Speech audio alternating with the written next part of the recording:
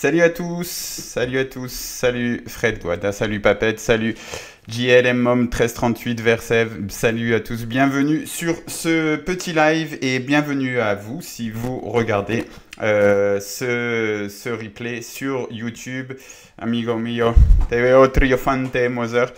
Et, et bienvenue à tous. Donc n'hésitez pas, petite précision, je le fais dans chaque live, mais si vous entendez la moindre suspicion au niveau du son, de me le dire, puisque la dernière fois j'ai constaté qu'il y avait encore un petit déséquilibre dans le son. J'espère que c'était un problème de câble que j'ai changé. Donc voilà, on espère qu'on n'aura pas de problème de son, comme l'OM n'a pas eu de problème hier soir. Salut Wadwigo. On, on va parler du petit diptyque entre Real OM et OM PSG parce que ces matchs-là ont un rapport l'un avec l'autre. On va regarder un petit peu vite fait tactiquement ce qui a été fait par l'Olympique de Marseille. On va parler de tout ça. Salut Thierry, sur l'autoroute, fais gaffe quand même en conduisant, hein. Salut Ricky aussi, bien sûr, l'arbitrage, tout ça. On va discuter un petit peu ensemble pendant 1 heure minimum, quelque chose comme ça. Bon, alors d'abord un petit sentiment général sur ces deux matchs. Sur ces deux matchs, ouais, la première chose que j'avais envie de dire, c'est que le match contre le PSG a validé les bonnes choses qu'on a pu voir contre le Real Madrid. C'est un peu facile à dire, mais je trouvais que les observateurs étaient un petit peu trop gentils avec l'OM après le Real Madrid, parce que pour moi, comme j'avais dit dans l'émission de FCM, il y avait eu quand même un gros problème sur le fait que tu te sois écroulé lorsque tu as été à 11 contre 10. Tu avais lutté, tu avais eu un mérite énorme à lutter pour aller chercher ces circonstances favorables. Et une fois que l'autre idiot de Carvajal fait ce qu'il fait, que tu as la chance d'être à 11 contre 10, on peut discuter du penalty, etc. Mais tu arrêtes de jouer et pendant 10-12 minutes, tu es dans ta surface de réparation. Et au moment où tu aurais dû les mettre eux dans leur surface de réparation. Donc il n'y aurait même pas eu de place pour interprétation parce qu'ils auraient été dans leur surface de réparation. Mais non, tu n'avais pas fait ça. Tu avais perdu tes moyens au moment où les portes étaient grandes ouvertes. Hier soir, contre le PSG, on peut se dire les portes étaient encore une fois grandes ouvertes. Alors oui, on pouvait trouver plein de circonstances atténuantes à Paris, dire oui, ils avaient la tête au ballon d'or, il y avait beaucoup d'absents, c'était sans doute vrai. Et il fallait profiter de ces circonstances favorables, ce que tu n'avais pas réussi à faire à Madrid. Et pour moi, ça c'était un petit peu inquiétant parce que ça donnait la sensation d'une petite équipe. Les petites équipes, les petits poussés qu'on dit ah bah ouais ils étaient si près si loin le fameux titre des lendemains de défaite des clubs français en Coupe d'Europe. Et ça c'était pas très bon. Et si tu avais refait la même chose contre le PSG lorsque les circonstances t'étaient grandement favorables et qu'à nouveau tu n'arrivais pas à saisir ta chance, là pour moi ça aurait été inquiétant.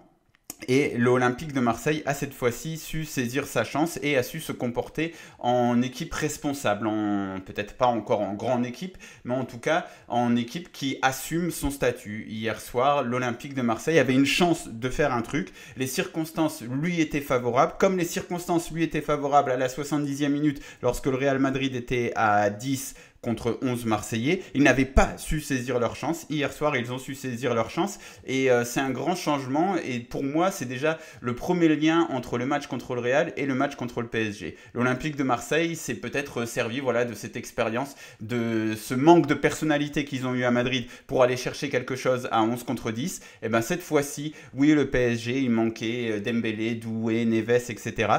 Et l'Olympique de Marseille n'a pas fait de sentiment et a été chercher les 3 points. Et c'est déjà une avancée dans ce qu'est l'OM depuis plusieurs années.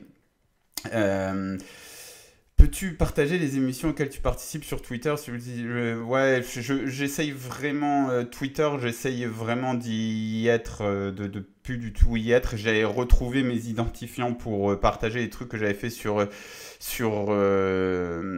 comment ça s'appelle, sur Ici Provence, parce que c'est mon travail, etc. Je me suis dit, bon, j'ai quand même un peu de followers sur Twitter, mais franchement, Twitter, à chaque fois que j'y vais, ça fait une grosse bouffée d'agressivité, d'énervement pour pas grand-chose. Donc je préfère plus trop y être. Peut-être il faudrait que je trouve un autre moyen. Il y a Blue Sky. Blue Sky, j'essaye de partager un petit peu ça, mais c'est vrai que ça a un peu du mal à prendre et qu'il y a un peu personne sur Blue Sky. Alors voilà, donc déjà il y a un premier truc psychologique, je pense, qui est important.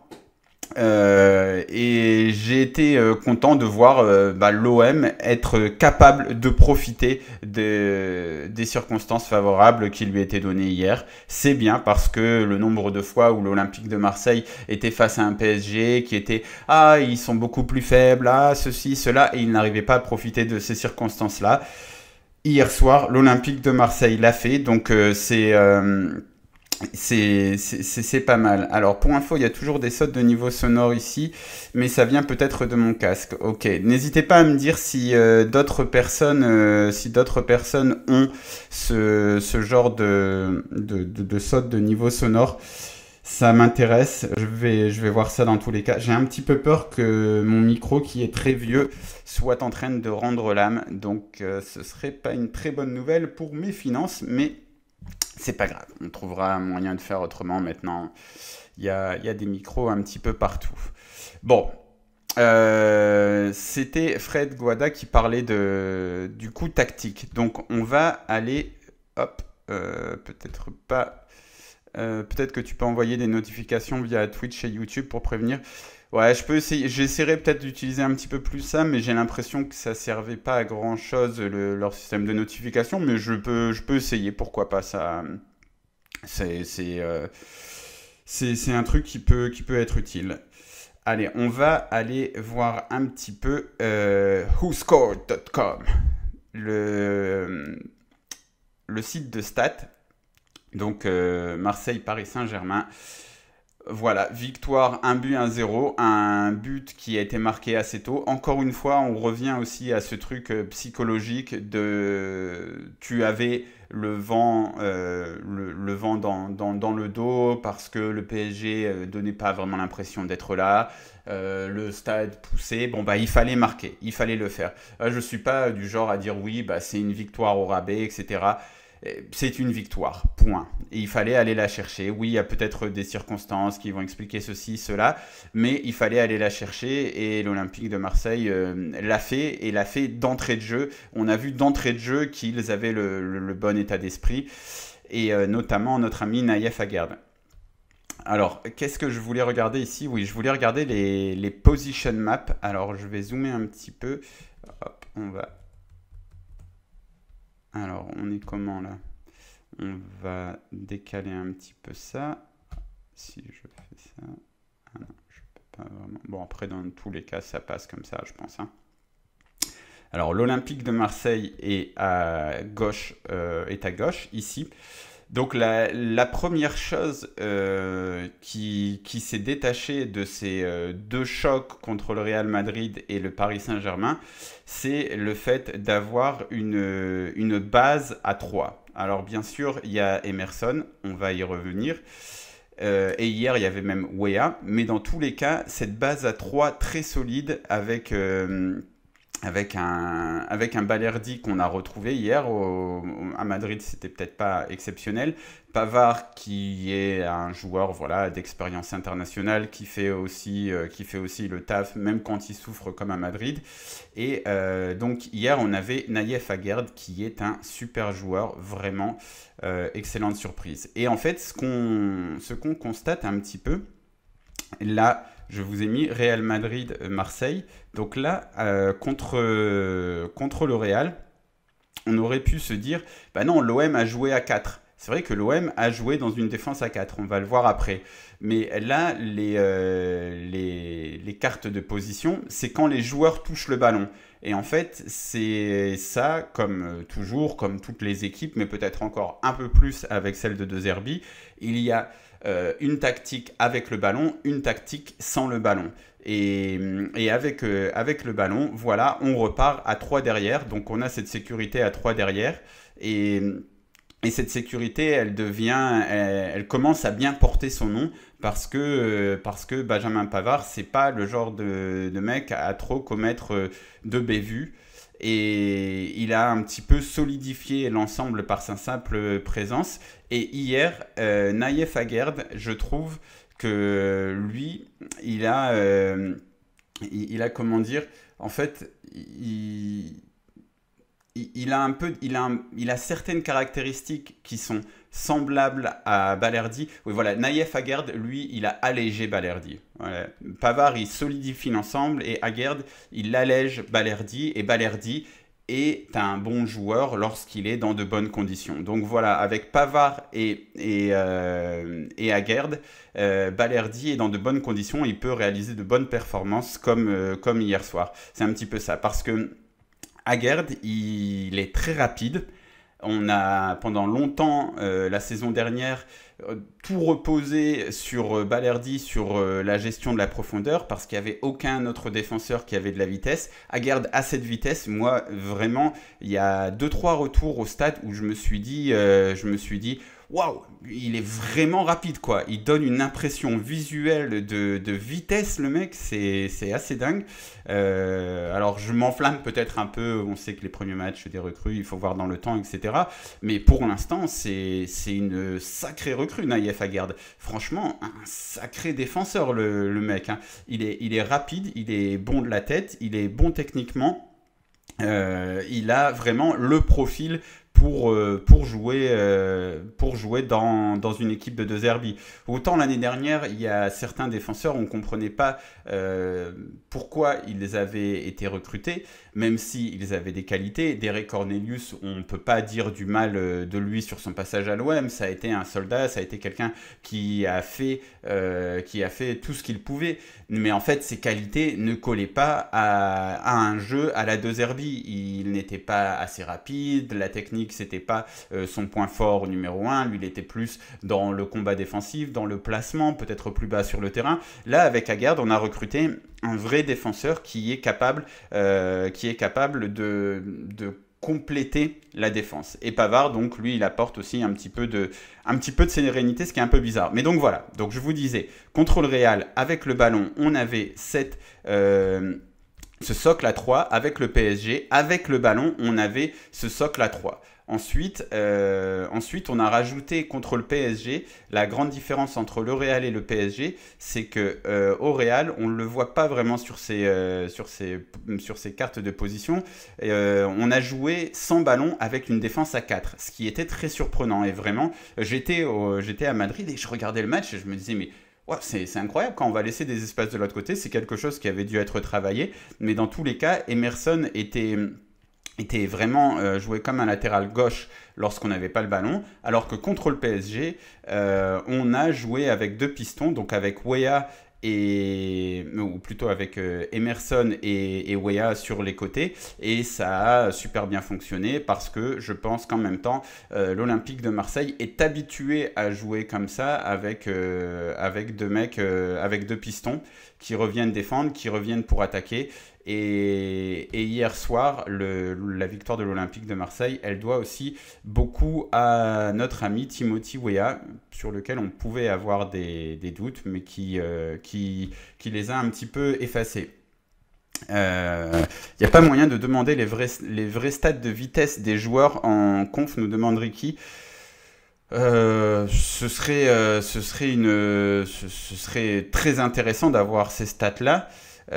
Histoire qu'on arrête avec les impressions de chacun. Non, mais je ne sais pas s'ils donneraient ça parce que les clubs diraient peut-être un petit peu oui, il faut protéger, machin. Mais par contre, il doit y avoir moyen de récupérer ça sur des sur des sites de stats avancés, il doit y avoir des statistiques qui peuvent permettre de voir ce genre de choses. Après, ce qui est aussi difficile à calculer, c'est il faudrait analyser un truc bien précis. Moi, le truc sur lequel Aguerd m'impressionne, c'est une accélération sur 10-15 mètres. Alors, c'est pas la même chose que. Enfin, il faudrait bien affiner la stat, mais en effet, c'est très intéressant. Wishmaggle qui dit salut Mourad, salut, solide défense à 5, j'ai bien aimé et j'ai aimé l'un des seuls moments où il n'était pas à 5 en phase de relance. Rouli entre Aguerd et Balerdi faisait une ligne de 3, puis une ligne de 4 juste derrière avec Pavard, les deux milieux et Emerson. Et enfin, plus loin, une ligne de 4 sur la ligne médiane avec Weah à droite, Greenwood et Gouiri au centre et Pachao à gauche. Vu que le PSG pressait à 6, les 4 défenseurs parisiens sont obligés de protéger la profondeur et Greenwood, Gouiri pouvait prendre aisément la balle d'eau au but en filant dans le vide entre les deux blocs pour remiser sur un joueur face au jeu et lancer l'offensif. Quelques déchets sans importance, mais ça a globalement très bien marché et a permis d'éviter ces pertes de balles basses vues à Madrid. Merci pour ce message très précis. Et je vois ce que tu veux dire. Et en effet, en fait, l'autre truc aussi qu'on voit lorsqu'on est au stade, c'est de se dire, ce genre de match, en fait, il y a pas le choix. Il faut jouer un match un peu extrême. Moi, ce qui m'embête de plus en plus dans le foot, c'est ce sentiment de sécurité que tous les coachs semblent rechercher. Et par exemple, à l'Olympique de Marseille, alors il était très bon, je l'ai dit 1000 fois dans ce qu'il faisait, mais il m'ennuyait un petit peu. Sampaoli, c'était l'apanage de ça, c'était vraiment attention, lorsque l'on a le ballon, il faut le chérir, le protéger, on ne fait pas n'importe quoi avec, on prend le risque au moment où on est persuadé que c'est le bon moment pour prendre le risque et pas avant, pas après. Je trouve que ça rend le football un petit peu chiant, hein. J'ai regardé Arsenal City. Mon Dieu, qu'est-ce que c'était ennuyeux. Franchement, il y avait un autre match. Je crois que oui, il y avait Monaco-Metz. Vraiment, je regardais Arsenal City pendant 10 minutes. J'étais... En plus là, Guardiola, donc il avait abandonné le football. C'était chiant, mais c'était chiant. Et je suis parti voir Monaco-Metz, et notre Ligue 1 a du talent. Donc c'était bien mieux Monaco-Metz. Et par contre, sur le match d'hier, eh ben, il y a des moments où Gouiri, il récupère, on lui fournit le ballon. Il a 5 ou 6 joueurs devant. 5 ou 6 joueurs qui vont se comporter d'une manière bien définie parce que c'est Luis Enrique. Donc, toi, on t'a dit comment ces joueurs allaient se comporter. Et là, il faut avoir le courage de prendre des risques avec le ballon pour monter le ballon d'une certaine manière, pour tenter un dribble, pour tenter une passe compliquée en espérant que ton adversaire fasse la course. Mais ça, hier, on l'a fait. Moi, il y a un moment aussi qui m'a marqué. C'était en seconde période. Et c'est lorsque Pierre-Emile Højbjerg, qui n'est pas le plus grand technicien, est près de la ligne de touche. Et il y a 3 Parisiens et il tente un dribble et il réussit presque le dribble. Bon, finalement, il perd le ballon, mais comme les Parisiens défendent de manière un peu mécanique, ils le font très très bien, ça les a amenés à être champions d'Europe, il n'y a rien à dire. Pour moi, ça reste quand même... Enfin, on va voir cette saison, mais l'année dernière, c'était la meilleure équipe d'Europe, surtout en seconde partie de saison. Donc, c'est une excellente équipe, hein. J'ai pas envie de dire, oh, ils sont nuls, machin.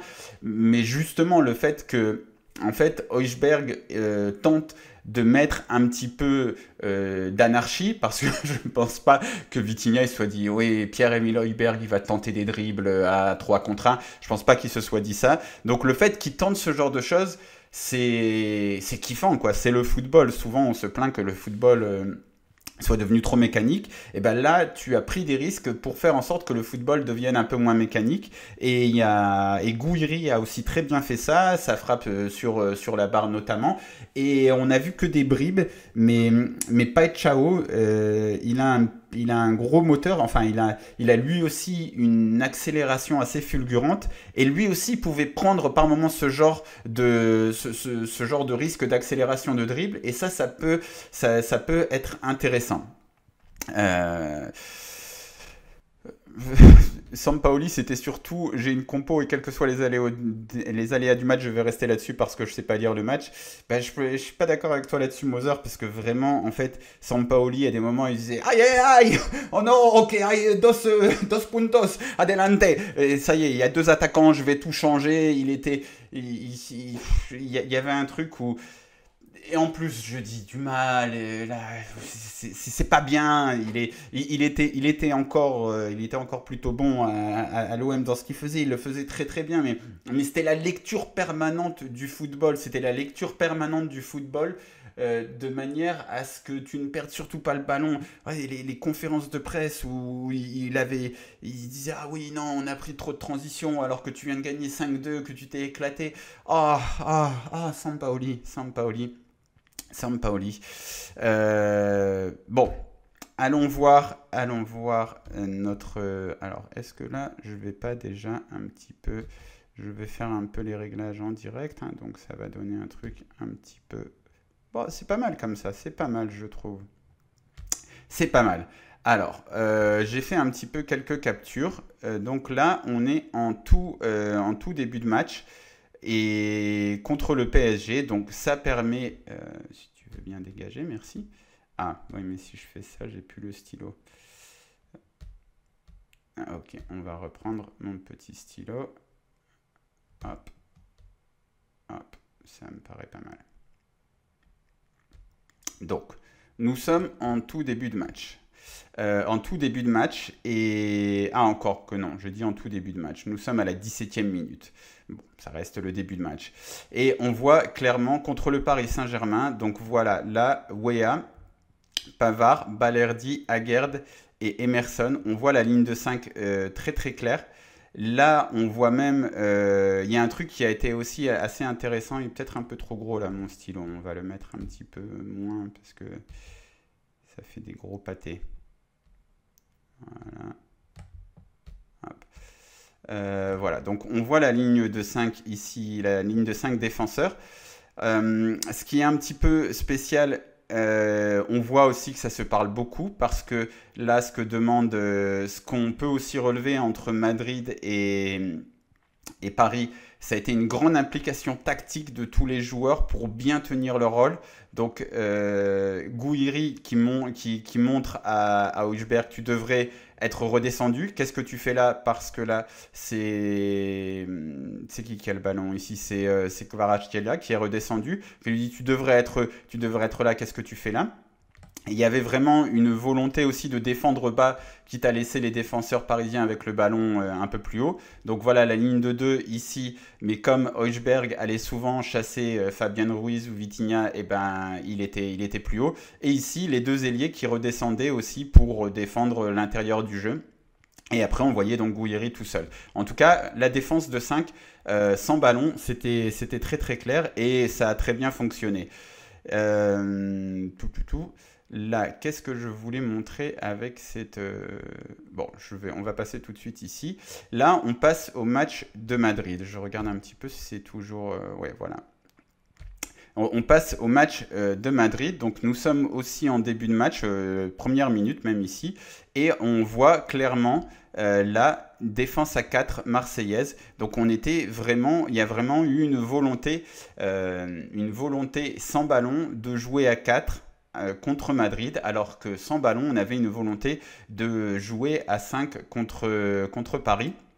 Ce qui était un peu surprenant parce que Pavard notamment, il a un peu galéré. On a vu qu'ils ont essayé un petit peu de surpeupler à Madrid leur côté gauche, donc le côté droit de l'Olympique de Marseille. On voit ici, là, il y a pas mal de joueurs. Et donc à gauche, on a laissé un petit peu le champ libre. On n'avait pas trop peur de Trent ou de Carvajal apparemment. Où on se disait bah, Timothy Weah, il va pouvoir défendre. L'autre truc qui était intéressant, certains vont trouver ça assez, peut-être pas intéressant n'étant pas le bon mot, mais c'est notre ami Geoffrey Kondogbia qu'on voit ici et qu'on va souvent voir sur les captures d'écran à Madrid, très très proche de sa défense. Donc en fait, c'était un peu en situation d'urgence, un cinquième défenseur d'appoint Kondogbia. Et c'est un petit peu à ça qu'il va beaucoup servir, alors que contre Paris, vraiment, Højbjerg et O'Reilly étaient de vrais milieux de terrain, Bon, un petit peu. Mais voilà, donc déjà la première le premier gros enseignement un petit peu tactique à tirer de ces deux matchs, c'est la fluidité, ou en tout cas la manière de changer entre défense à 4 et défense à 5 chez Roberto De Zerbi, même si avec le ballon on revient. Voilà, je vous remontre ici. Ça, c'est les cartes de position avec le ballon. On voit clairement la défense à 3 contre Paris avec le ballon, et avec le ballon on voit aussi une défense à 3 peut-être un petit peu moins claire contre Madrid, mais on voit voilà, 3 joueurs qui vont plutôt rester en position défensive, ou en position un peu plus basse. Voilà, d'ailleurs c'était ce que je voulais montrer ici. Donc là on est à la 5e minute contre Madrid, et on voit, voilà, on s'est réaxé côté Pavard, et on a ici un truc plus à 3 avec Emerson qui est plus haut, et ça permet d'avoir des joueurs aussi qui montent, et toujours donc la défense à 3 et notre ami Geoffrey Kondogbia en vrai sentinelle du milieu de terrain, qui va malheureusement faire une ou deux conneries dans cette position-là, et Højbjerg qui est un peu plus libre. D'ailleurs, Højbjerg, je sais que c'est un peu à la mode de le défoncer en ce moment, mais moi je ne l'ai pas trouvé mauvais. On sait qu'il a des limites, hein, mais je n'ai pas trouvé mauvais. Encore une fois, on continue un petit peu sur Madrid. Là, c'est l'action du but qui va amener le but marseillais. On voit encore une fois la défense à 4. Cette fois-ci, Kondogbia est un peu plus haut, Højbjerg un peu plus bas. Et dans tous les cas, on a bien cette structure où on a la défense à 4, le duo au milieu de terrain avec un des deux qui peut aller presser un peu plus haut, Greenwood et Weah sur les côtés, O'Reilly qui était donc en position de 10, même si on est en train de s'en apercevoir, un milieu travailleur, donc qui peut travailler un peu plus haut ou un peu plus bas sur le terrain. Et là, les Marseillais vont récupérer le ballon et ils vont très bien jouer le contre. Et encore une fois, il faut prendre des risques dans la conduite de balle, dans l'appel, très bon appel de Timothy Weah. Et ça a été bien fait aussi. Les Marseillais ont eu un peu de personnalité avec le ballon. Voilà, donc ici on redescend sur un truc. On voit qu'Emerson était monté. Là, on voit qu'Emerson était monté et qu'on vient de perdre le ballon et que les Madrilènes sont en train de redescendre. Et là, on voit tout de suite, on était à 3 derrière avec Medina, qui d'ailleurs n'a pas été très bon. On voit Emerson qui est en train de faire le repli défensif, les deux milieux de terrain, les deux ailiers et l'avant-centre qui peut aussi bouger. On a vu Aubameyang bouger à Madrid et Gouiri aussi un peu partir sur la gauche. Donc on revient sur le match contre Paris, où on va constater un petit peu foutu taf. Désolé Slim, le Slim qui nous dit pas vu le live. On est en direct depuis un petit moment. C'est vrai que le salariat c'est difficile. Force à travailler. Alors, ici contre Paris. Oui, voilà, ce que je voulais montrer ici, c'est l'action qui va amener à la frappe sur la barre de Gouiri. Encore une fois, on voit ici, il y a un mec qui est tout seul. On voit notre défense à 5. Greenwood qui fait même l'effort, c'est pas tous les jours. Ah oui, non, là c'est même, je pense qu'il est même encore plus haut, Gouiri. Voilà, on voit un milieu de terrain plus bas, un milieu de terrain plus haut, les deux ailiers qui redescendaient, qui devaient fermer l'axe. Et là, on va voir Timothy Weah qui est ici, qui va aller presser de manière très bonne. Voilà, récupération du ballon. On a cassé la défense à 5 parce que Timothy Weah va se projeter. On a du monde, on a les deux milieux de terrain, on a les deux ailiers. Et voilà, on voit enfin Gouiri. Gouiri qui est tout seul, donc tout là-haut sur le terrain et qui va devoir se débrouiller. Mais vu que tout le monde va bouger autour de lui, eh ben ça va changer, ça va amener une occasion de but. Et on voit petit à petit, hop, on va c'est Pavard qui va se réaxer un petit peu. On voit ici Aguerd et Balerdi qui regardent un petit peu ce qui se passe aussi. Surtout Aguerd, on voit un mouvement de tête pour voir que voilà, ça rentre dans l'axe. Là, il me semble que c'est O'Reilly qui va donner un bon ballon, qui va finir. En fait, on avait même, parce que là, on avait même de la place à droite pour attaquer, c'est ce que j'ai vu en revoyant le truc. Il me semble que c'est Højbjerg, c'est O'Reilly pour Højbjerg, et ensuite qui va la donner à Gouiri, fin d'action.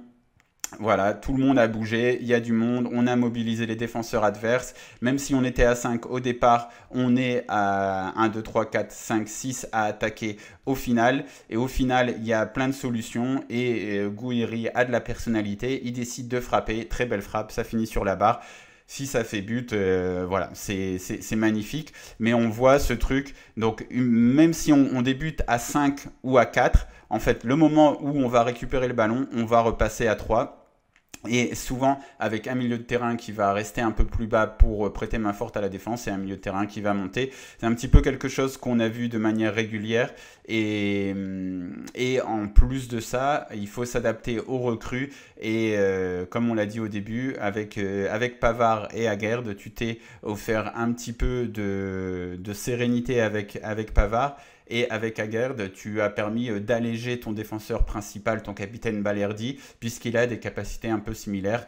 On verra dans la durée.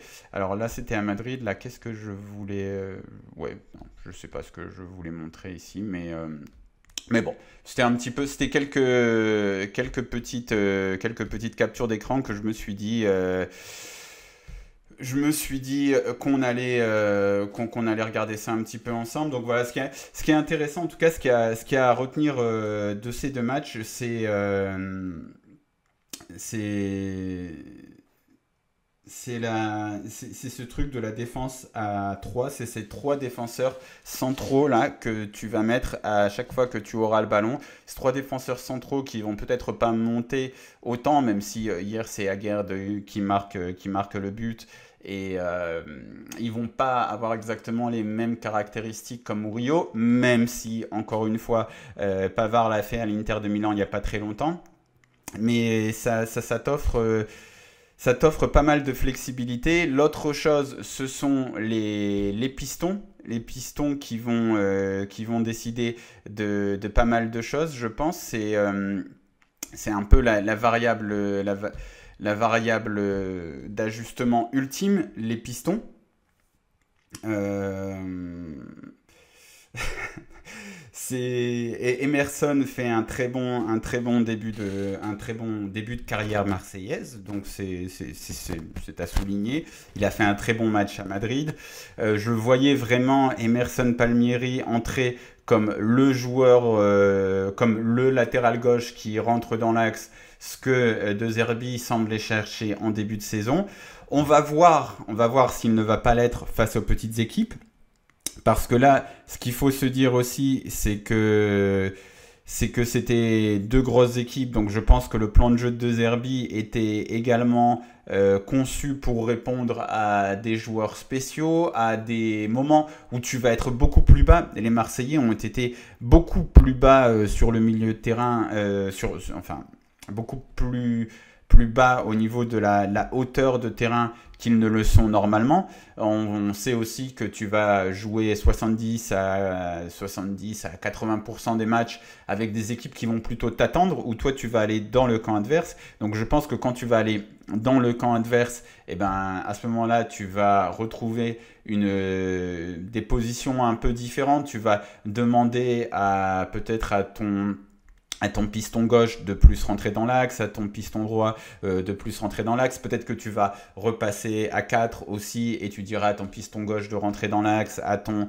central droit de se projeter. Enfin, on va revoir des choses qu'on a beaucoup vues. En fait, ce qui a été intéressant aussi dans l'enchaînement de ces deux matchs-là, c'est de voir l'Olympique de Marseille dans une configuration complètement différente. Dans une configuration où il y a le petit alors qu'habituellement, on avait l'habitude de voir l'Olympique de Marseille en configuration où il est le gros, où il galère à assumer un petit peu son statut de gros. Il y a eu quelques mois l'année dernière où il a plus trop galéré entre novembre et février grosso modo, mais où il peut tomber dans des pièges qui sont normaux, mais vu le contexte marseillais, bah, ça tourne à la crise, alors que ce sont juste des défaites voilà, contre plus petits, ça va arriver, ça arrivait à toutes les meilleures équipes. Mais là, tu étais le petit, donc il a fallu un peu t'adapter et jouer avec de la personnalité, mais différent.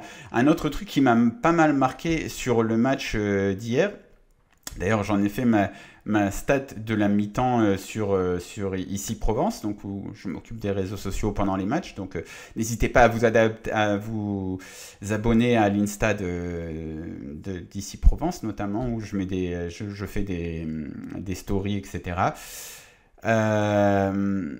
Oui, ce qui était la stat que j'avais utilisée pour la mi-temps, c'est le fait que les Parisiens n'avaient tiré que 4 fois au cage en première période. 4 tirs, c'est très peu lorsque tu es le PSG, alors que les Marseillais avaient tiré 7 fois, ce qui est beaucoup plus, ce qui montre aussi une équipe qui avait le contrôle sur ce qu'elle voulait faire.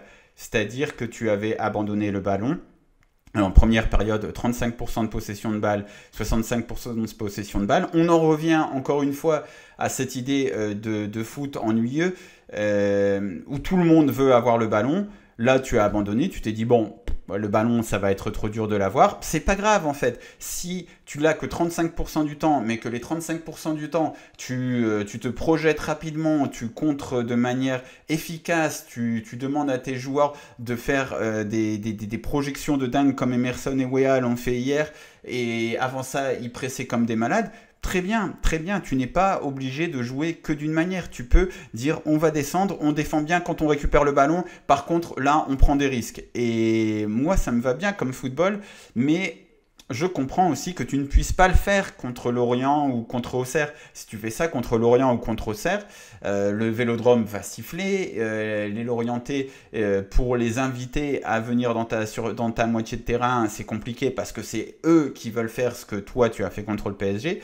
Donc bon, c'est aussi un duo de matchs un peu différent, mais j'ai l'impression que l'OM ne savait pas comment se positionner. Voilà, quand l'OM sortait de cette position de petit, de gros, quand l'OM sortait de cette position de gros, qu'il a la majeure partie du temps en Liga, en Coupe de France, etc., en France, et qu'il devenait un peu le petit face, par exemple, au PSG, il savait pas très bien comment se positionner parce qu'il se disait je suis l'OM quand même, il faut que j'attaque, il faut que j'ai de la personnalité. Là, tu t'es très bien positionné, tu as eu de la personnalité, tu n'as pas eu peur d'abandonner le ballon, tu t'es pas dit non mais quand même si j'ai pas le ballon je vais souffrir machin. Tu dis oui dans tous les cas je vais souffrir, mais quand je vais avoir le ballon je vais les faire souffrir.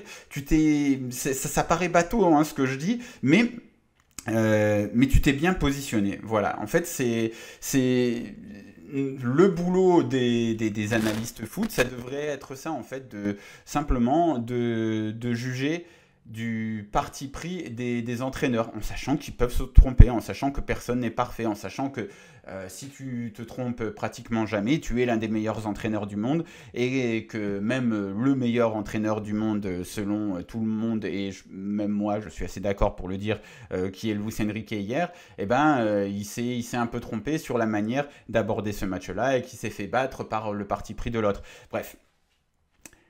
Il est important que l'Olympique de Marseille sache prendre des bonnes dispositions. Et voilà, je ne suis pas le plus grand fan de Roberto De Zerbi, mais il faut lui reconnaître qu'il a réfléchi à ce problème, puisque depuis le début de saison, il parle de ça, il parle aussi du fait que oui, bah, si je joue contre, je reviens toujours à ça, hein, mais c'était son exemple en conférence de presse, si je joue contre Bukayo Saka, peut-être que je vais mettre Medina arrière gauche parce que j'aurai besoin d'un truc plus défensif. Donc il réfléchit à la posture, à adapter en fonction de l'adversaire qui est en face de toi. Et cette posture, il ne faut pas qu'elle change du tout au tout et il faut qu'elle soit alors qu'elle ne change pas du tout au tout avec ton ADN profonde de jeu, ce que tu veux faire. Il faut qu'elle soit adaptée à l'adversaire et il faut qu'elle puisse t'apporter le succès. Donc enfin, ça paraît très très bateau, hein, mais il y a énormément de coachs maintenant qui jouent toujours de la même manière. Il y a dont le meilleur, le plus grand d'entre tous, d'entre nous et d'entre tous. Et il y en a aussi beaucoup qui vont adopter des positions un petit peu bateau dès lors qu'ils vont rencontrer des gros, etc. Là, écoute, ça s'appelle un plan de jeu. Ton plan de jeu était réussi contre le PSG. Et Ricky dit, malgré tout, on avait le ballon contre le Real, même à 11 contre 11. Ça, c'est un truc qui m'avait marqué aussi. Tu fais bien de le souligner. C'était aussi dans mes stats de la mi-temps pour ici Provence. C'est que en première période, en fait, je regarde les matchs avec SofaScore. Je vous encourage à faire la même chose si vous avez un deuxième écran, un truc. C'est assez intéressant parce qu'on voit, il donne pas mal de petits stats, pas des stats très avancés, mais il y a des trucs intéressants. Il y a les expected goals, il y a les trucs, il y a les positions de tir, il y a quand même pas mal de choses. Et le Real avait la possession jusqu'aux 10-15 dernières minutes. Et petit à petit, on a vu le truc marseillais reprendre un peu le dessus. Et c'est parce que les Marseillais avaient marqué. Alors certes, il y a ce penalty, mais ensuite, ils arrivent comment dire, à poser le pied sur le ballon. Et après avoir beaucoup souffert, après aussi que le Real se soit beaucoup démené en début de match, eh ben, ils ont fait preuve de personnalité à ce moment-là. Donc les Marseillais ont fait preuve de personnalité parce qu'ils se sont dit, eh ben, maintenant on garde le ballon, on va souffler un petit peu. Et j'ai trouvé ça assez fort. Voilà, on le voit ici. Il y a ça aussi qui est pas mal. Est-ce que si tu fais ça... je peux pas le mettre en grand. Comment c'est? Non, c'est pas ça non plus. Est-ce que vous le voyez là? Ah ben non, mais en même temps je vous parle de ça et je vous mets pas l'écran. Voilà, je vous disais donc SofaScore qui est là et hop hop hop. Ah oui non, ça va être un peu embêtant. Ici sur la gauche il y a Attack Momentum et on voit que le Real Madrid a le ballon la plupart du temps et voilà il y a ce moment là avant la mi-temps. Là, c'est les deux mi-temps, première mi-temps, deuxième mi-temps. Il y a ce moment-là, avant le retour au vestiaire, où les Marseillais, ils récupèrent le ballon, ils sont dans le camp adverse, et les Madrilènes, ils baissent de pied aussi. On voit le début de match, c'était un peu l'enfer. Et alors, attaque momentum, c'est un peu différent, mais ça permet quand même de voir dans quelle partie de terrain l'action se situe, etc. Et il y a ce moment-là aussi, moi, qui m'embête beaucoup. Carton rouge, voilà, ici. Et attaque momentum, il est tout pour le Real Madrid. Jusqu'aux 5 dernières minutes. Ça, c'était assez embêtant. Mais dans tous les cas, dans tous les cas ton plan de jeu était presque bon à Madrid, mais ça a peut-être manqué un peu de personnalité, je pense, sur certaines choses. Comme, bah voilà, après le carton rouge, tu aurais dû faire mieux. Et le fait que tu recules, c'était pas génial. Après, c'était le Real Madrid à Bernabeu, c'était extrêmement difficile.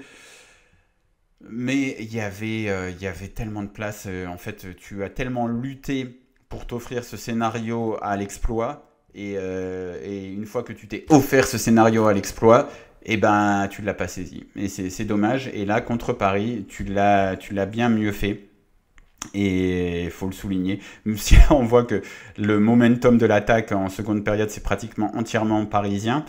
Mais voilà, il y a toutes ces petites piques en première période et même en seconde période qui font que tu te dis, ok, on laisse le ballon, c'est pas grave. En même temps, le Paris Saint-Germain, c'est sans doute l'équipe qui veut le plus avoir le ballon, qui va le plus forcer pour avoir le ballon. Eh ben, laisse-les forcer et on verra ce qui va se passer. Et on voit, je sais que c'est un truc, tout le monde n'est pas fan, mais au niveau des expected goals, tu leur as laissé le ballon sur l'ensemble du match aux Parisiens 68% du temps et ils se sont procurés que 0,67, alors que toi, avec 32% de possession, eh ben, tu as réussi à avoir 1,09 expected goals, ce qui est très bien. Et, et surtout, voilà, la première période, c'était ça la stat de la mi-temps que j'avais utilisée, tu avais contraint les Parisiens à ne tirer que 4 fois. Alors certes, ils cherchent les meilleures positions de tir, etc. Mais tu leur as rien donné parce que tu as très bien défendu, un peu plus bas. Et lorsque tu as récupéré le ballon, tu as réussi à aller attaquer. 7 tirs, un but, un poteau. C'était pas rien. Tu as fait... Ton plan de jeu s'est bien déroulé et pour ça, il fallait aussi avoir des joueurs. Alors ici, on va peut-être, comment on va faire? On va peut-être réduire un petit peu ça. Il fallait aussi avoir des joueurs qui prenaient le risque de faire des trucs, qui prenaient des risques en fait, tout simplement. Donc j'ai beaucoup parlé de Naïef Aguerd. Je pensais qu'il allait avoir plus d'interceptions. J'étais un peu surpris. Balerdi a été celui qui a eu le plus d'interceptions et le plus de tacles. Mais par exemple, sur les tacles, je pense qu'un mec comme Balerdi peut se dire, ok, je peux tenter mon tacle. Si je le rate, au pire, il va pas y avoir le désert de Gobi derrière moi et personne pour combler. Il y aura peut-être Naïef Aguerd, surtout Naïef Aguerd, peut-être Pavard. Enfin, Pavard, c'est peut-être pas le plus rapide du monde, mais ça va. Mais surtout Naïef Aguerd, en fait, j'ai l'impression, j'ai eu l'impression qu'il a tellement allégé Balerdi, vraiment, et pas pour dire du mal de Balerdi, mais je pense que Balerdi a tellement de responsabilités défensives à l'OM parce que c'était le seul défenseur à avoir ces particularités-là un petit peu modernes pendant très longtemps à Marseille. Donc c'était le seul à qui on disait bah oui, il faut que tu fasses ci, il faut que tu fasses ça. Mais le problème de ces particularités très modernes, c'est que si tu te plantes, ça se voit en 1000, en 100, en énorme. Et ben lui, il s'est planté très souvent en Balerdi, donc ça se voyait en 100, en 1000, en énorme. Et là, avec Aguerd, eh ben, t'as quelqu'un qui a ces mêmes particularités et qui te permet de dire bah ouais, vas-y, tente, c'est pas grave, au pire, je serai là pour rattraper. Franchement, je pense que c'est une bien meilleure recrue que Facundo Medina, par exemple, qui... on va voir parce que Medina, j'ai un petit peu peur que ce soit un peu le cliché de Grinta, etc. C'est bien, mais bon, c'est un bon défenseur. Il a fait des bonnes choses à Lens, c'est pas rien. Mais son match à Madrid, il m'a un petit peu inquiété. J'ai pas trouvé ce que j'ai vu transcendant jusqu'ici. Et par contre, Pavard, je l'ai trouvé très très propre, très très sobre depuis qu'il est arrivé à l'OM. En plus, il a marqué ce but contre l'Orient. Il a un petit peu souffert quand même contre Kiki. Mais il a fait le taf et on sent l'expérience quand même de Pavard. Donc je pense que c'est une excellente recrue. Je pense que Balerdi, je pense qu'Aguerd c'est aussi une excellente recrue parce qu'elle permet de mettre en avant Balerdi. Et Timothy Weah et Emerson. Alors là, deux surprises aussi, hein, parce que c'est deux mecs sur lesquels on peut se dire on était nombreux à avoir des doutes. Aussi deux excellents matchs, là ils sortent de deux excellents matchs. Encore une fois, hein, on va mettre ce petit astérix contre des grosses équipes. Après, tu vas en avoir en jouer des grosses équipes et tu t'es préparé dans ton recrutement avec la Ligue des Champions en te disant on va jouer voilà, des Newcastle, des Liverpool, des trucs. Donc il faut quand même des joueurs qui soient capables de jouer ce type de match-là, de repartir de plus bas, etc.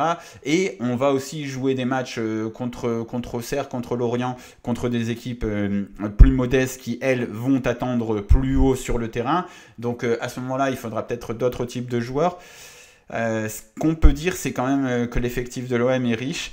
Et il y a Matt O'Reilly aussi. Alors, dites-moi un petit peu ce que vous pensez d'O'Reilly dans le chat. Voilà, Fred Guada qui nous avait écrit et qui m'avait précédé en me disant O'Reilly et Højbjerg sont complémentaires. J'espère bien hein, quand même, mais parce que bon, ils sont tous les deux danois, etc. Mais Matt O'Reilly, je vais un peu plus l'observer parce qu'il y a des moments, les premiers matchs qu'il a fait, je me dis j'ai un peu du mal à voir ce qu'il fait, mais je me suis jamais dit ah il est nul en fait, ça sert à rien ce qu'il fait. Je voyais un petit peu combien de ballons il a touché. Voilà, Matt O'Reilly. Donc déjà, il a touché 41 ballons. Si on compare son profil à celui d'Angel Gomez, là, c'était contre Paris. Bon, contre Paris, c'était un peu différent. On va aussi aller chercher ses stats contre le Real à Matt O'Reilly, où là, il jouait plus haut. Voilà, c'est ici. Je sais pas, je saurais pas comment l'expliquer parce que j'ai pas vu de choses incroyables. Bon, hier contre Paris, je l'ai trouvé quand même pas mal du tout au niveau de l'utilisation du ballon, Matt O'Reilly. Mais 40 ballons touchés aussi contre le Real Madrid. Mais je pense que c'est le genre de joueurs tactiques qui sont utiles tactiquement. J'ai beaucoup parlé de Murillo la saison passée. Je pense que O'Reilly c'est un petit peu ça, mais au milieu de terrain.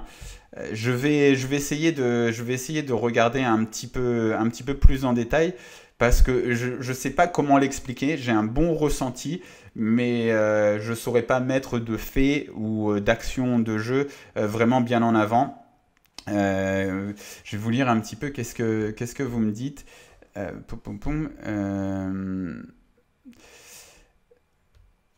O'Reilly, c'est moyen, je trouve. Il apporte peu dans le jeu. En 10, il a été cata face au Real, un peu plus solide dans ce double pivot de par son gabarit, dit Paléo Style. Je pense que tu es un petit peu sévère.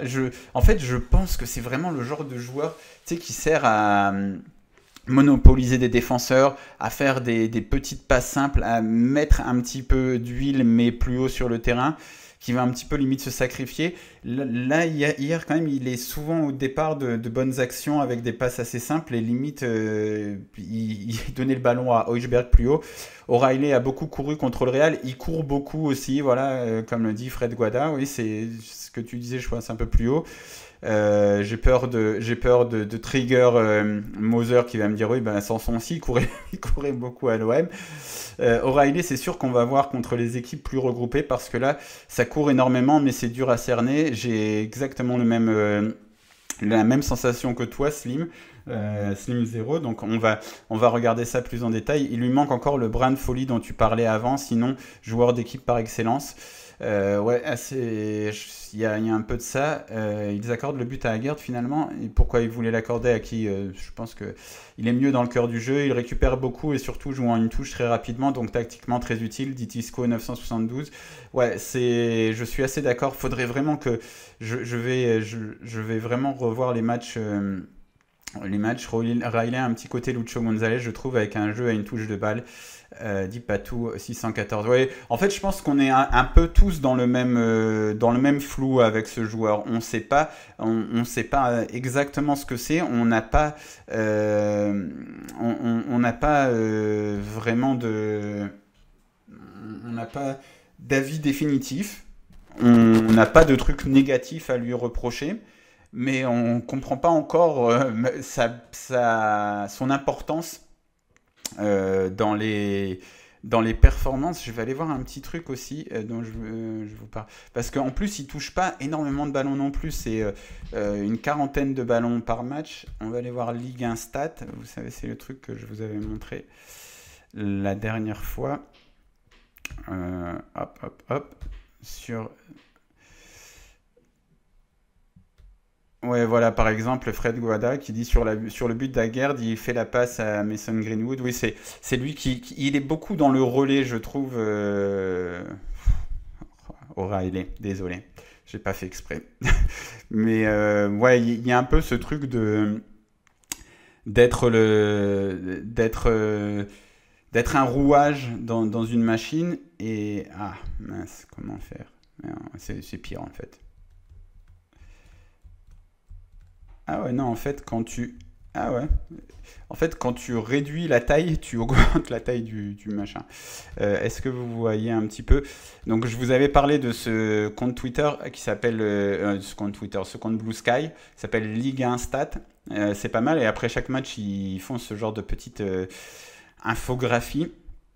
Et avec notamment le nombre de ballons touchés. Alors on voit quand même que, en début de match, quand l'OM attaque, O'Reilly, c'est un peu difficile à voir ici, mais voilà, là on a son nom, et là toutes les 15 minutes, le nombre de ballons qu'il a touché. Et on voit que quand tu attaques, quand tu es bien, bah, il touche plus de ballons. Ici, donc c'était le numéro 17, O'Reilly, donc sur la passe map. On voit aussi, oui, bah après, il y a pas de connexion vraiment préférentielle, etc. Il est placé là où il doit être placé, il joue comme il doit jouer. Ouais, on va suivre ça avec attention, mais plutôt d'un œil bienveillant, je pense, O'Reilly. Théma Vitinha nous demande le pouvoir corrompt, c'est-à-dire, parce que ouais, Vitinha, il doit avoir touché 8 milliards de ballons. Ah ouais, ah ouais, c'est... Waouh. C'est vrai que j'avais pas fait attention. Il a touché combien de ballons, Vitinha? Mais après les Parisiens sont un peu coincés dans ce truc où ils sont obligés d'être l'équipe qui a toujours le ballon. Après, ils ont un entraîneur qui a décidé d'assumer ça et de dire, voilà, quoi qu'il arrive, même si on va jouer au Real Madrid, on va essayer d'avoir toujours le ballon. Combien de ballons il a touché Vitinha? C'est où les stats Marseille-PSG? Je me demande. 120 ballons en Vitinha, ouais. 120 ballons et Marquinhos 91. 120 ballons, ça fait beaucoup de ballons touchés quand même. Très bon joueur au demeurant Vitinha, hein, mais qui a perdu hier. Bon, on va suivre l'histoire d'O'Reilly à l'Olympique de Marseille. C'est intéressant, je pense, hein. C'est quoi que tu nous montres? On dirait un code, un code Morse. Il y a un petit peu de code Morse, voilà, je vous dis. Mais allez voir Ligue 1 Stats sur Blue Sky, c'est bien. Ils mettent ça à disposition de tout le monde. Donc je conseille. Et puis, je les félicite pour leur table. Je sais pas si c'est un seul mec derrière ou une meuf ou plusieurs, mais dans tous les cas, c'est très bien. O'Reilly vient seulement d'arriver, faut lui laisser le temps comme à Pachao d'ailleurs. O'Reilly a montré de bonnes choses hier d'après moi, il est investi et s'est vite installé dans le rythme de l'équipe, il va trouver ses marques et aura une carte à jouer cette saison dans ce milieu marseillais. De toute façon, il n'y a pas d'option sur son prêt. Euh, ouais, non, mais je te dis, en fait, je, je suis vraiment honnête, quoi. Euh, j'ai un bon a priori, j'ai l'impression que ce qu'il fait c'est bien, mais je saurais pas expliquer pourquoi, donc je vais pas dire ah oui c'est excellent et me trouver des trucs, je vais pas mentir ou dire n'importe quoi, voilà. Mais enfin, même si ton commentaire est dans la lignée de, enfin, c'est pas un reproche que je te fais quoi, mais mais oui, en fait, quand je sais pas, je dis que je sais pas. Mais par contre, j'ai envie de regarder ça un petit peu plus précisément, ce que va faire O'Reilly. J'ai l'impression que c'est plutôt bon. J'ai l'impression que quand il est sur le terrain, l'OM joue mieux. Voilà, il y a un peu de ça. J'ai l'impression que quand il est sur le terrain, l'OM joue mieux. Et peut-être que c'est un peu ça. Vous savez, c'était un peu le côté Morgan Amalfitano, même si il avait des actions bien particulières pour se mettre en avant, mais Morgan Amalfitano, au moment où on fait la saison avec Elibop, et il y avait Ayou, Valbuena, Gignac, et qui pouvaient un peu tous bouffer le ballon par moment. Gignac faire sa spéciale, Ayou partir dans des dribbles sur le côté, Valbuena aussi. Donc il y avait un peu ce truc où en fait quand tu avais Amalfitano, il te permettait un petit peu d'avoir un petit peu de simplicité de temps en temps. Les trois autres avaient fait une excellente saison, il t'avait un peu porté, mais lui te permettait d'avoir un peu de simplicité. Il y a peut-être un peu de ça, alors dans un profil complètement différent, mais si vous voyez ce que je veux dire dans l'idée simplification du truc. Et ce côté bon élève comme Vermeuren à faire la passe juste tout le temps alors que parfois il peut prendre le risque ou prendre l'espace. Mais dans tous les cas, donc on va suivre O'Reilly. Moi j'ai envie que ce soit le bon joueur que j'ai l'impression de voir sans pouvoir exactement dire pourquoi. Donc on va regarder ça avec un peu plus de précision pour la prochaine fois. Et on va aussi se dire quand même, l'OM a du monde, a du monde, hein. Voilà, on est sur la page de l'effectif, je vous ai bien mis ça, voilà. Bon, et puis Rouli, on n'a même pas parlé de Rouli. Ça fait aussi une grande différence d'avoir un gardien qui est décisif. Il est quand même beaucoup décisif, Jérôme Rouli. Euh, c'est parce que au Real à la mi-temps, il y a 2 expected goals pour le Real. Il fait 10 parades, c'est vraiment beaucoup. Non, c'est 9,7. Il avait été noté sur SofaScore, Geronimo Rulli. En fait, on a banalisé Geronimo Rulli, mais c'est assez incroyable, quoi. C'est comme avoir un attaquant qui te marque des buts sur une demi-occasion. Incroyable, Geronimo Rulli. Donc, il y a des gars, je sais pas pourquoi, la dernière fois, je me suis souvenu d'Egan Riley. Je me suis dit, ah ouais, merde, c'est vrai, il y a Egan Riley aussi. Donc, Naïef Aguerd, ça demande confirmation, mais des excellents débuts. Des excellents débuts qui pourraient faire en sorte que Balerdi soit meilleur. Benjamin Pavard, ça a l'air d'être solide, d'être ce qu'on attendait. Moi, j'ai un petit point d'interrogation sur Medina, mais bon, il va quand même être utile, il connaît la Ligue 1. Timothy Weah et Emerson, des bonnes surprises. Et on a les soldats pour lesquels j'ai un peu de peine, hein, mais Murillo et Garcia, j'ai un peu de peine, surtout pour Ulysse Garcia, quoi. C'est un peu dur pour lui de ne pas être dans la liste de Ligue des Champions, etc. Quoi que vous me direz, Murillo, vu son importance la saison passée, c'est un petit peu dur aussi. Après, mon début de saison dernière, c'est des mecs qui étaient aussi assez loin de l'équipe. Enfin, Murillo n'était pas loin de l'équipe première, Garcia l'était un peu plus, et Murillo était en tout cas loin d'être le joueur ultra décisif. Ultra décisif, j'abuse un peu, mais décisif qu'il a été sur la seconde partie de saison. Donc on va voir. Mais ça fait quand même du monde, quoi. On se dit, là, on a beaucoup parlé en bien de la défense Aguerd, Balerdi, Pavard. Et tu dis en plus de ça, tu as Medina et Egan Riley Egan Riley, Murillo qui peuvent être derrière. Emerson, Weah sur les côtés. Mais tu as aussi Ulysse Garcia qui, même si on se moque un peu de lui par moment de manière injuste, il est là, il fait le taf. Et Murillo, je vous laisserai vous moquer de Paul Lirola si vous voulez, je ne veux pas être méchant, mais même Paul Lirola est là.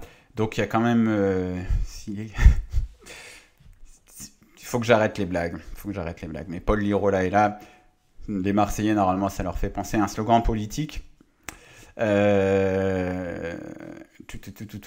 milieu de terrain, Kondogbia, on va voir, mais il a peut-être encore un rôle à jouer. Matt O'Reilly, donc pour l'instant, c'est intéressant. Vermeuren, Angel Gomez, c'est des potentiels, on va voir ce qu'ils vont donner. La différence aussi entre, par exemple, ce pourquoi je suis un petit peu perplexe sur Matt O'Reilly, mais très, très curieux, c'est que par exemple avec Angel Gomez, j'avais l'impression qu'on avait un peu du mal à trouver sa place dans l'équipe de l'OM. Et Matt O'Reilly, en fait, il s'est intégré dans cette équipe. Alors on l'a pas vu briller de mille feux, mais l'équipe a été meilleure d'un seul coup. Et on s'est pas dit, ah oui, peut-être que lui, il faut lui trouver une autre manière de jouer, un autre truc.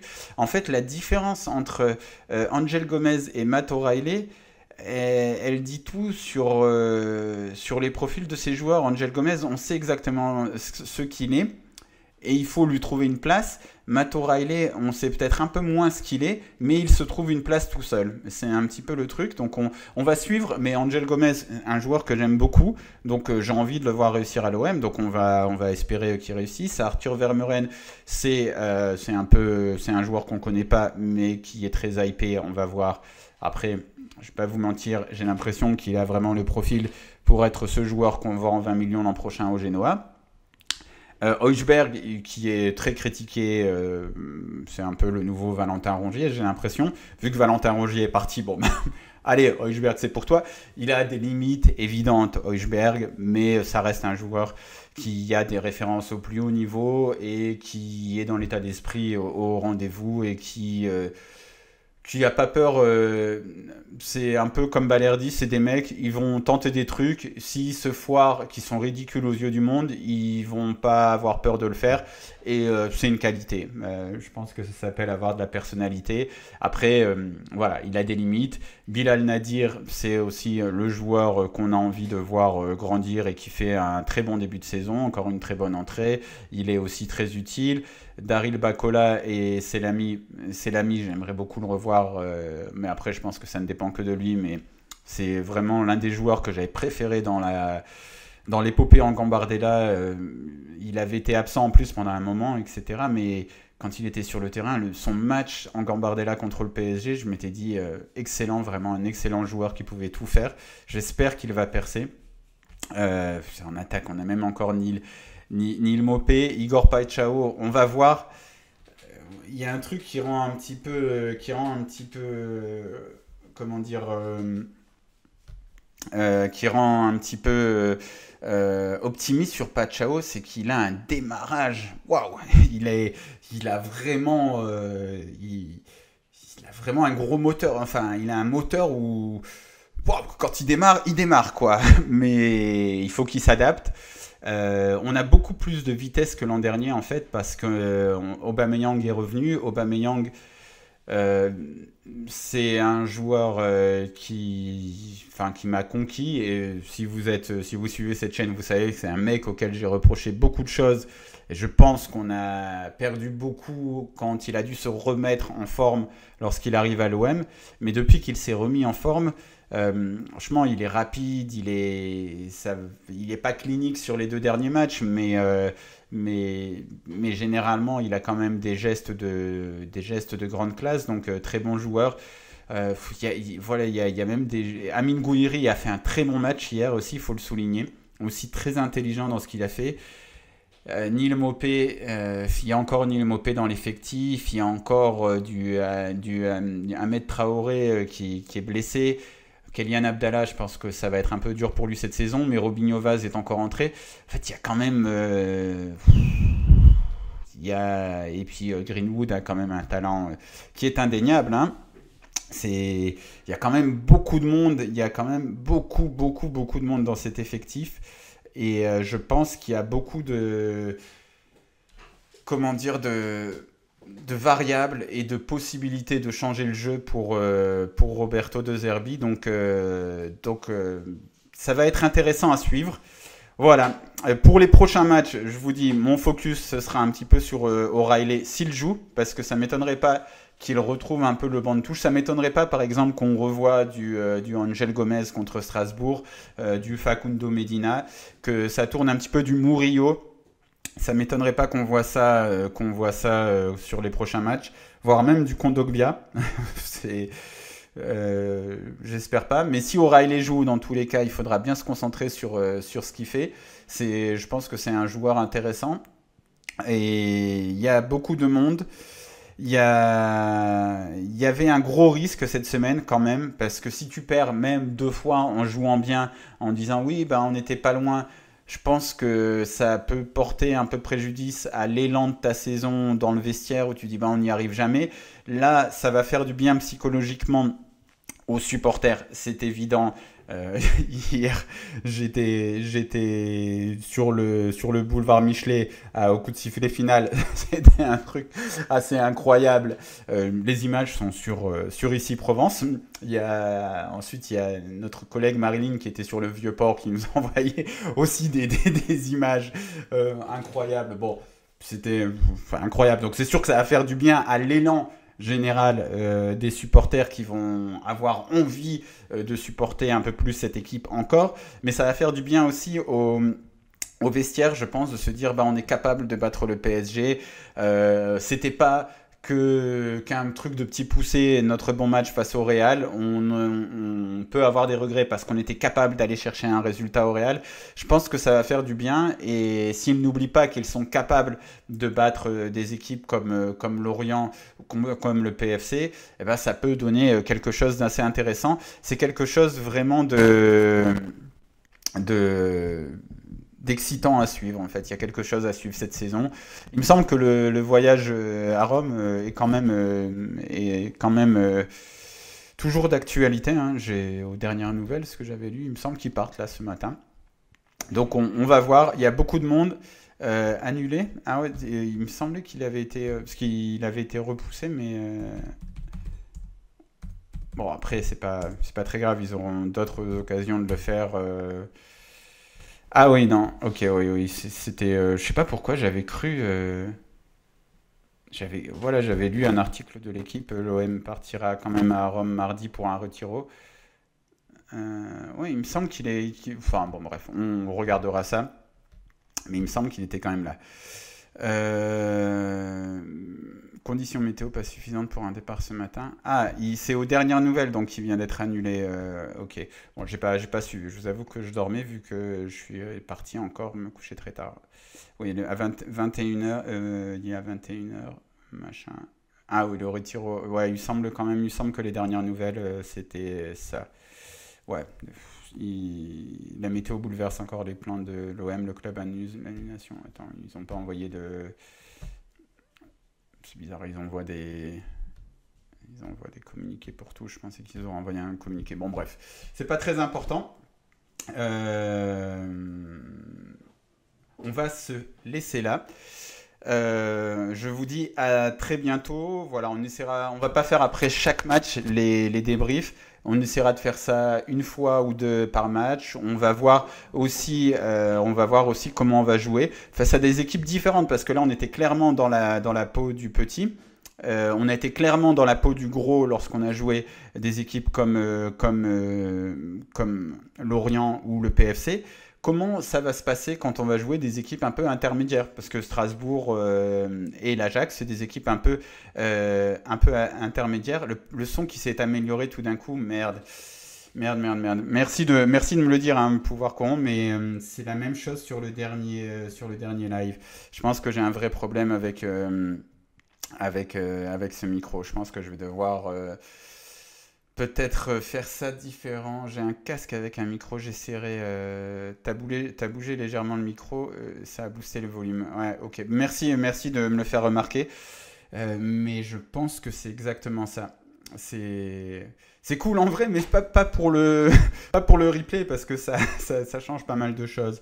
Non, mais ouais, il est un petit peu vieux ce micro et je pense qu'il est temps d'en changer. Je vais voir pour peut-être prendre les casques là avec les micros, comme ça ce sera peut-être plus simple pour les prochains lives. Bon, je vous dis à très bientôt dans tous les cas et on va suivre cette saison de l'OM avec attention. On va suivre les performances de notre petit O'Reilly avec attention. Allez, à très bientôt. Bonne semaine à tous.